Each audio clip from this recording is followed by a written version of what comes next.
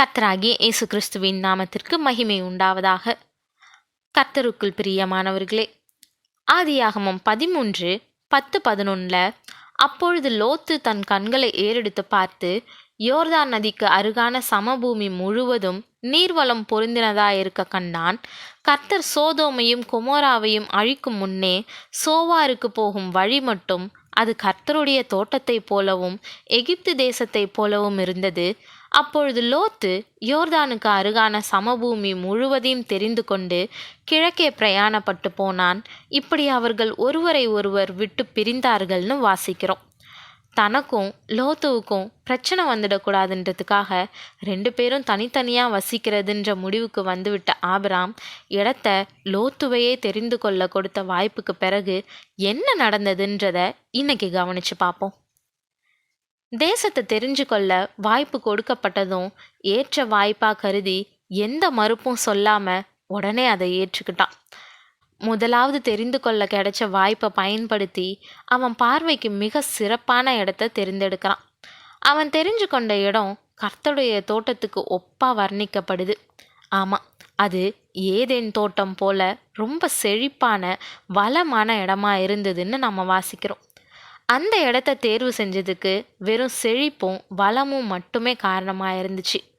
லோத்துவனுடைய பார்வைக்கு ரொம்ப நல்லா இருந்ததும் அப்போதைக்கு தேவையானதும் ஏற்றதுமான நீர்ப்பாய்ச்சலான இடம், வளமான விளைச்சல் வரக்கூடிய நிலம், செழிப்பான தேசம், வாழ்வாதாரத்துக்கு ஏற்ற சூழ்நிலை மட்டுமே. வேற எதையுமே அவன் நினைக்கவே இல்லை. தேவன் அழைச்ச நோக்கம், ஆபிராமோட வந்ததுனால கிடைச்ச ஆசீர்வாதம், தேவனுடைய திட்டம், இது எல்லாத்தையுமே மறந்து போனான். அதனால் மிக முக்கியமான காரியத்தை லோத்து கவனிக்க தவறினான். அவனுடைய பார்வை ரொம்ப மேலோட்டமானதும் அற்பமானதுமா இருந்துச்சு. அவன் தேர்வு செஞ்ச தேசத்தினுடைய உண்மை நிலையை நம்ம வாசிக்கிறோம். ஆமாம், சோதோமின் ஜனங்கள் பொல்லாதவர்களும் கர்த்தருக்கு முன்பாக மகா பாவிகளுமாய் இருந்தார்கள்னு ஆதியாகமம் 13:13 வாசிக்கும்போது இதை அறியலாம். தேவன் எப்பொழுதும் பொல்லாங்குக்கும் பாவிகளுக்கும் எதிராகவே இருக்கிறாரு. தேவன் தமக்கு விரோதமாக பாவத்தில் வாழ்பவங்களை எச்சரித்து அவங்க திருந்தாத பட்சத்தில் தண்டிக்கிறவராக இருக்கிறாரு. ஆரம்பத்தில் இருந்து இது ரொம்ப தெளிவாகவே வெளிப்படுத்தப்பட்டிருந்துச்சு.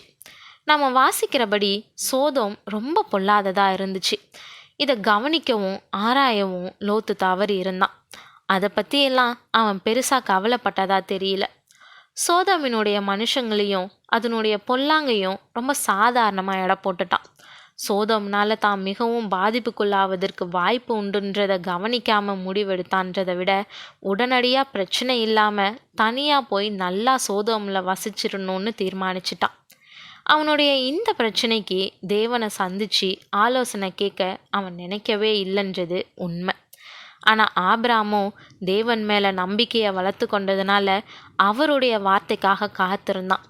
லோத்து பிரிஞ்சு போனதுக்கு அப்புறம் தேவன் அவனை மறுபடியும் 3வது முறையாக சந்தித்து அந்த தேசத்தை ஆபிராமுக்கு உறுதிப்படுத்துகிறாரு.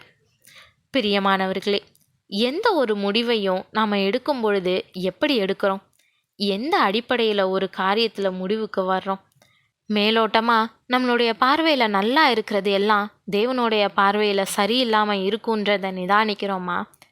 எந்த ஒரு முடிவுக்கும் தேவனுடைய ஆலோசனையை நாடுறோமான்றதை ஆராய்ஞ்சி நம்மளை தேவன்கிட்ட பரிபூர்ணமாக அவருடைய சித்தத்திற்கு ஒப்பு கொடுப்போம். தேவன் தாமே கிருபையும் தயையும் செய்வாராக. ஆமேன்.